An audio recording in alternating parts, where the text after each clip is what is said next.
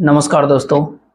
2024 का ये लोकसभा चुनाव सत्ता पक्ष और विपक्ष दोनों ही के लिए डू एंड डाई का खेल है।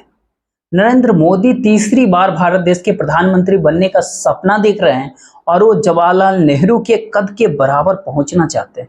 वो बात अलग है कि नरेंद्र मोदी हमेशा नेहरू को कोसते रहे हैं। तो दूसरी ओर विपक्ष है जो बिखरा हुआ था, जो छितरा हुआ था और लगातार नरेंद्र मोदी के जरिए उस पर हमले हुए रहे। ईडी सीबीआई के छापेमारी हो रही थी, कांग्रेस के तो खाते भी सील कर दिए गए थे। लेकिन इस चुनाव को 2024 के लोकसभा चुनाव में संजीवनी जनता ने दे दिया। देश की जनता ने विपक्ष को, जहां जनवरी और फरवरी में ये उम्मीद तक नहीं थी कि 2024 के लोकसभा चुनाव करवट बदल सकता है, लेकिन पहले फेज के पहले चरण की वोटिंग के बाद विपक्ष में लगता है ऐसे जैसे जान आ गई हो। ये चुनाव बेहद शांत है। बड़े बड़े चुनाव पर्यवेक्षक, बड़े बड़े विश्लेषक इस बात से हैरान है कि देश के लोग इतना साइलेंट 2024 के लोकसभा चुनाव में क्यों हैं। क्योंकि उस साइलेंट के भीतर दो बड़े बड़े मुद्दे काम कर रहे हैं। एक और तो दलित और पिछड़ों आदिवासियों के लिए संविधान बचाने का ये चुनाव बन गया।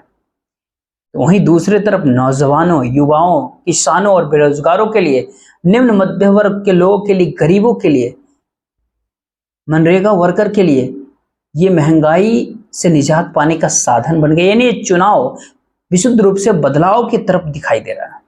ये तो नतीजे 4 जून 2024 को आएंगे कि इस देश के अंदर करंट क्या चल रहा था। क्या सच में महंगाई,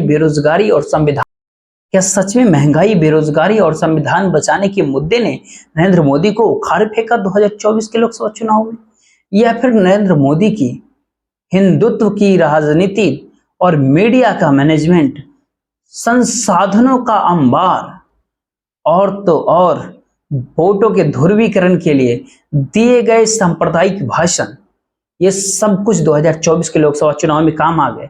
लेकिन आज बात करने जा रहे हैं उत्तर प्रदेश में कांग्रेस पार्टी की, और कांग्रेस पार्टी के उन 2 लोकसभा सीटों की जहां पर पूरे देश की निगाहें लगी हुई है।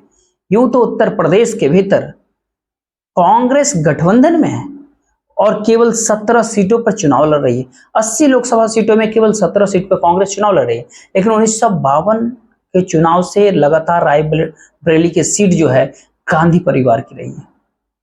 केवल 2 बार इस सीट पे चुनाव केवल वो हारा है, लेकिन इस सीट पर इंदिरा गांधी से लेकर के राजीव गांधी तक और सोनिया गांधी तक, ये तमाम सारे लोग यहां से चुन करके पार्लियामेंट में पहुंचे, संसद पहुंचे। राजीव गांधी और इंदिरा गांधी प्रधानमंत्री बनी, सोनिया गांधी यूपीए के चेयरपर्सन बनी।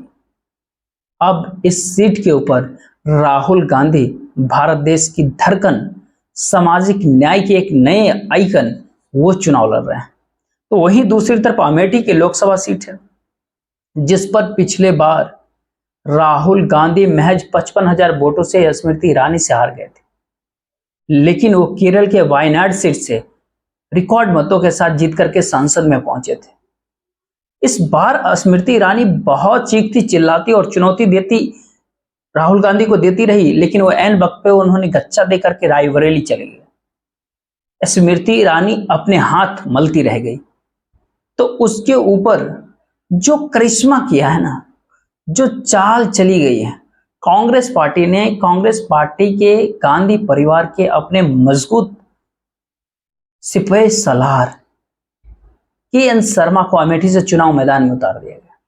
शतरंज की भाषा में अगर समझे तो गांधी परिवार के एक प्यादे को उतार करके स्मृति ईरानी की 2024 के लोकसभा चुनाव में हालत खराब कर दी। जहां के.एन. शर्मा शुरुआती समय में चुनाव लड़ते नहीं दिख रहे थे, लेकिन 10 दिन के भीतर के.एन. शर्मा का चुनाव उठता जा रहा है और स्मृति ईरानी लगातार फंसती चली गई अमेठी सीट से।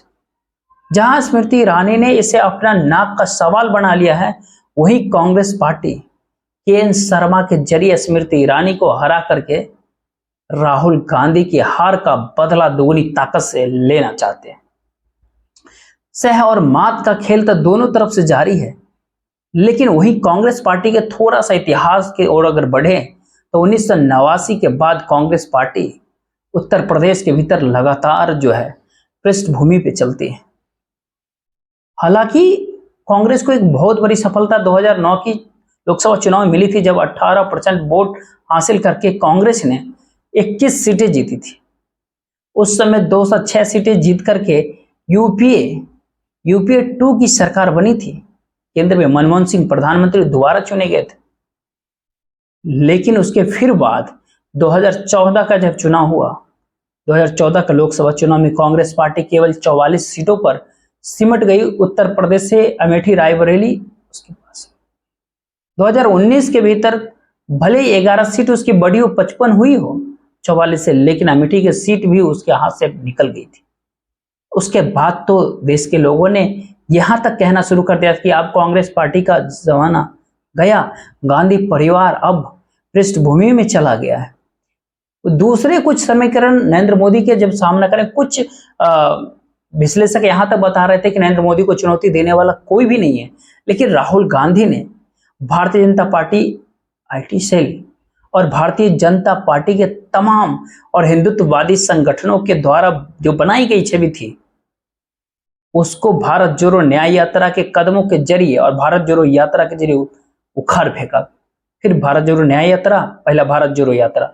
ये दो यात्रा के बाद राहुल गांधी की छवि देश में एक ऐसे नायक के रूप में उभरती है कि जो दलितों और आदिवासियों के पक्ष में सीधे तौर पर मुखर होकर के प्रखर होकर खड़ा हो जाता है, जो कास्ट सेंसस का मुद्दा उठा करके पिछड़ों की बात करता है और डंके की चोट पर यह सवाल करता है कि 90 अधिकारियों में से केवल 3 ही ओबीसी के क्यों हैं।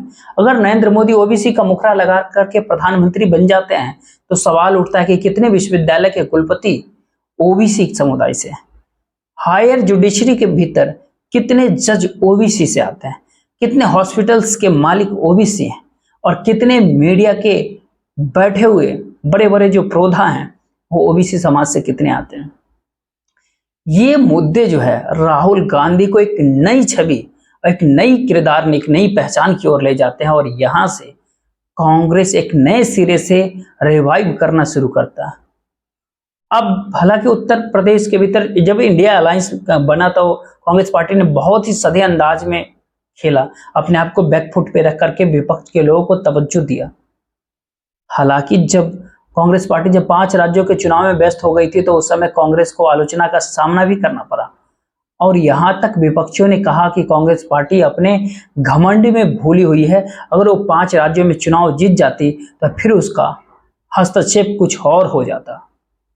इसके बावजूद नीतीश कुमार ने फिर से पलटी मार दिया। 28 जनवरी 2024 को ममता बनर्जी कहने लगी कि वो बंगाल में इंडिया अलायंस के साथ नहीं रहे, लेकिन जैसे ही चुनाव नजदीक आया और भारतीय जनता पार्टी बीजेपी ने संविधान पर हमला किया, नरेंद्र मोदी के 400 पार के नारे के साथ अनंत कुमार हेगड़े, लल्लू सिंह, अरुण गोविल से लेकर के ज्योति मिर्धा तक गिरिराज सिंह ने जब मुनादी कर दी कि संविधान बदलने के लिए 400 सीटें चाहिए, समूचा दलित समाज, आदिवासी और पिछड़ा समाज खड़ा हो गया भारतीय जनता पार्टी के अगेंस्ट। 2024 के लोकसभा चुनाव के मद्देनजर भारतीय जनता पार्टी के पैरों तले जमीन खिसकने लगी। जिस जीत को वो अपना सुनिश्चित मान रहे थे 2024 के लोकसभा चुनाव में, वो रेत की तरह उसके मुट्ठी से निकलने लगी। पहले चरण की वोटिंग के बाद देश में नरेंद्र मोदी को इस बात समझ में आ गया कि उसके बाद चुनाव को हिंदू मुस्लिम पे करने की कोशिश की। कांग्रेस के मैनिफेस्टो को मुस्लिम लीग की छाप बता दिया तो मुसलमान और मंगलसूत्र पर उतर आए। इसकी चर्चा बहुत ज्यादा नहीं करेंगे, बहुत आप देख चुके होंगे, लेकिन कांग्रेस पार्टी 2009 के बाद फिर से पृष्ठभूमि में जाते हुए दिखाई।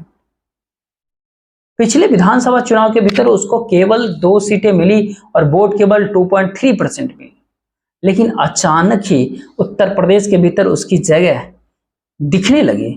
इस बार वो 17 लोकसभा सीटों पर उत्तर प्रदेश में चुनाव लड़ रहे हैं और राहुल गांधी रायबरेली से, केएन शर्मा अमेठी से। राहुल गांधी और केएल शर्मा को जिताने के लिए कांग्रेस पार्टी और समाजवादी पार्टी के अध्यक्ष अखिलेश यादव ने पूरी ताकत लगा दी है। आज सोनिया गांधी, प्रियंका गांधी वाड्रा, राहुल गांधी, अखिलेश यादव रायबरेली में मौजूद थे। कल मल्लिकार्जुन खड़गे जो कांग्रेस पार्टी के राष्ट्रीय अध्यक्ष, दलितों के सबसे वरिष्ठ नेता हैं, जिसके बारे में यहां तक कहा जाता है कि अगर इंडिया अलायंस सरकार में आती है तो उसके प्रधानमंत्री मल्लिकार्जुन खड़गे हो सकते हैं, यानी भारत देश को पहला दलित पीएम मिल सकता है। वो कल रायबरेली के भीतर थे। सोनिया गांधी ने जो रायबरेली के लोगों से जो भावनात्मक एक अपील किया, उन्होंने कहा कि मैं अपना बेटा राहुल को अपना बेटा आप लोग को सौंपती हूँ। पिछले 20 साल से मैं रायबरेली की सेवा कर रही हूँ। रायबरेली की सीट से नेहरू से लेकर के इंदिरा गांधी सबका रिश्ता रहा है और ये रिश्ता बनाए रखिएगा। राहुल आपको निराश नहीं करेगा। मैं राहुल गांधी को आपको सौंपती हूँ। आपने जो मेरी अपने प्यार और मत से गोद भरी है, उसी तरीके से मेरे इस आंचल को जो आपने समुन्नत किया है, वही अपना विश्वास, अपना प्यार राहुल गांधी के प्रति दर्ज कीजिएगा।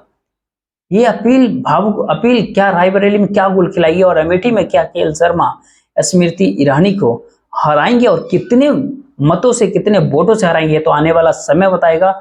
लेकिन चुनाव बेहद मजबूत मोड़ पर पहुंच चुका है। बाकी दीजिए मुझे इजाजत।